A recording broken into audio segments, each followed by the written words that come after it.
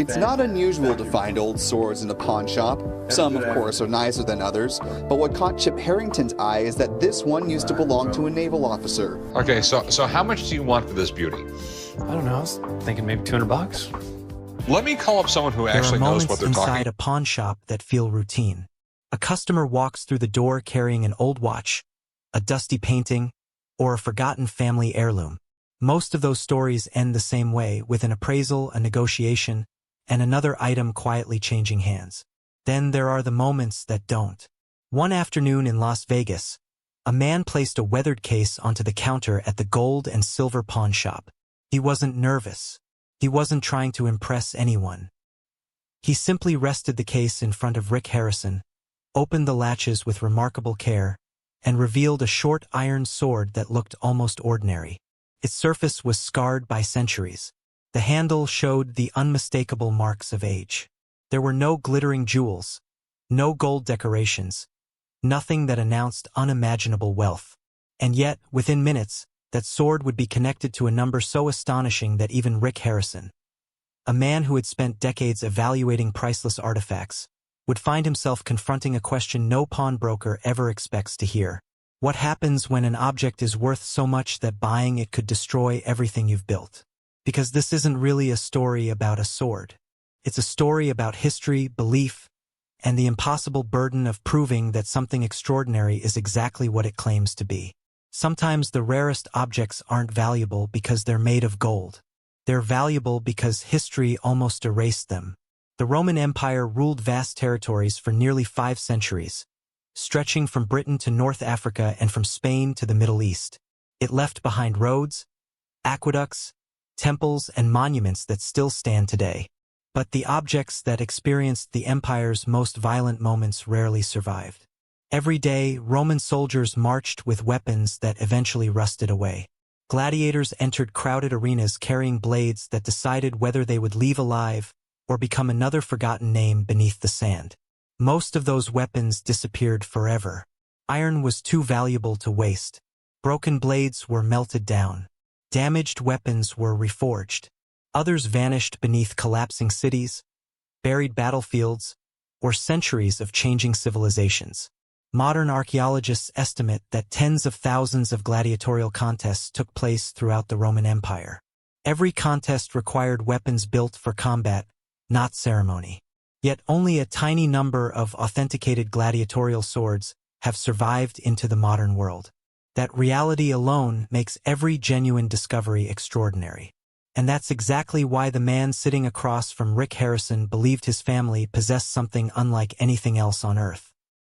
He introduced himself calmly, speaking with the quiet confidence of someone accustomed to handling valuable antiquities. He wasn't an amateur collector.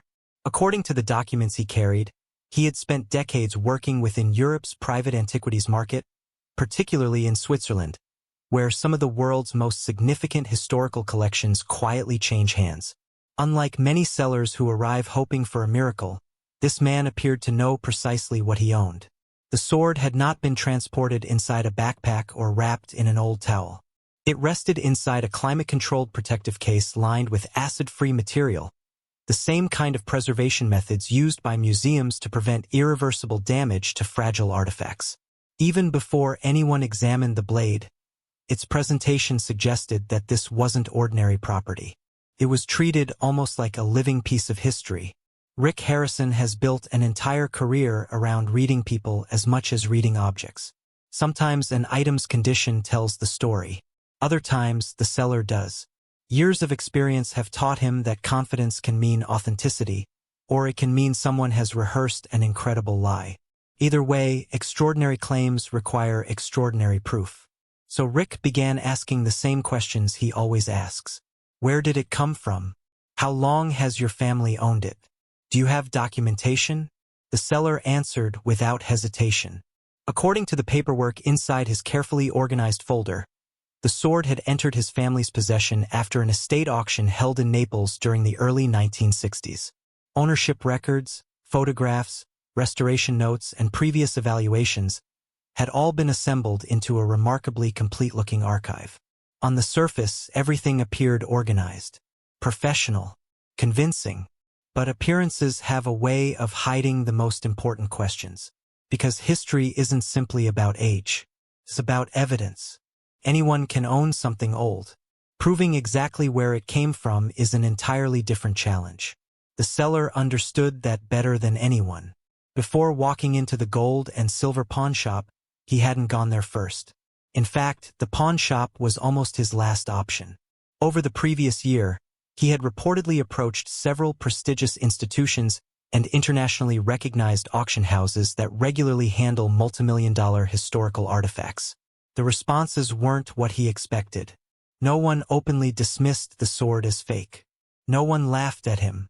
Instead, they reached a much more cautious conclusion. The artifact itself might be genuine. Its ownership history was another matter entirely.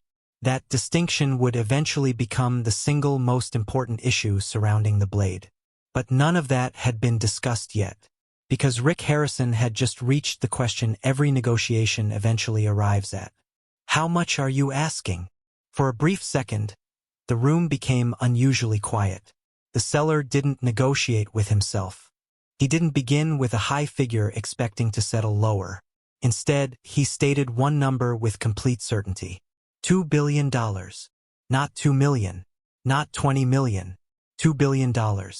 Inside a pawn shop. For an object that could fit comfortably beneath one arm. Even after years of hearing unbelievable valuations, the number landed differently. There was no immediate laughter. No sarcastic remark. Only silence. Because once a figure reaches that scale, the conversation changes completely. No ordinary collectible reaches $2 billion. No painting. No automobile. No sword. At least, not without a reason powerful enough to rewrite everything historians believe they know. Rick looked back down at the blade. Its proportions matched the famous Roman gladius hispaniensis, the short thrusting sword that became one of history's most effective battlefield weapons. Compact enough for close combat, brutally efficient in trained hands, it symbolized Roman military discipline and gladiatorial survival alike. If authentic, it already represented one of the rarest surviving weapons from antiquity. But authenticity alone could never explain a $2 billion valuation. Something else had to be hiding beneath the surface. Something far bigger than age. Rick knew better than to make assumptions. Instead of discussing money, he made the only decision that mattered. He called for experts. Not one expert. Several. Because a claim this extraordinary couldn't be settled by instinct or experience alone. It would require metallurgy, classical history, legal analysis.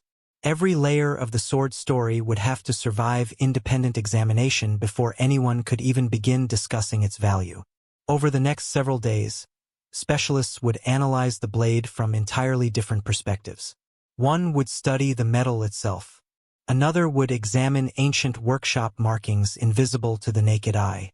A third wouldn't focus on the sword at all.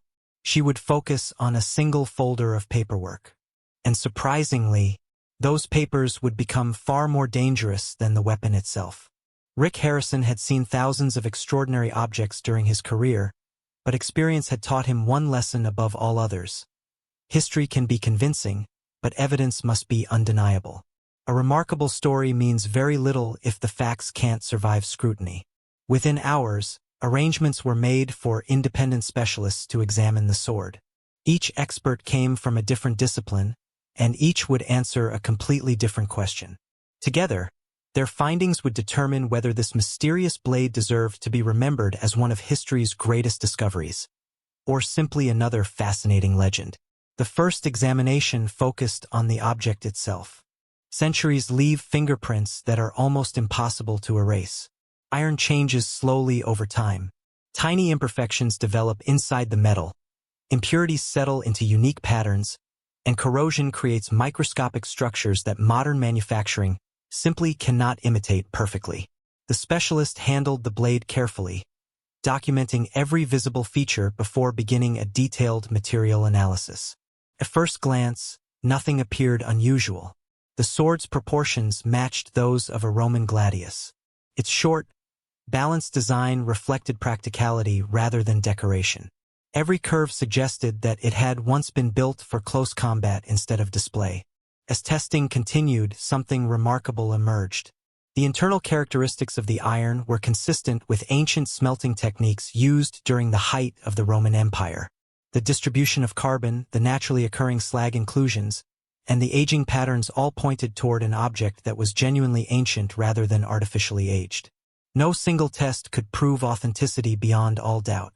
But together, the evidence became increasingly difficult to dismiss.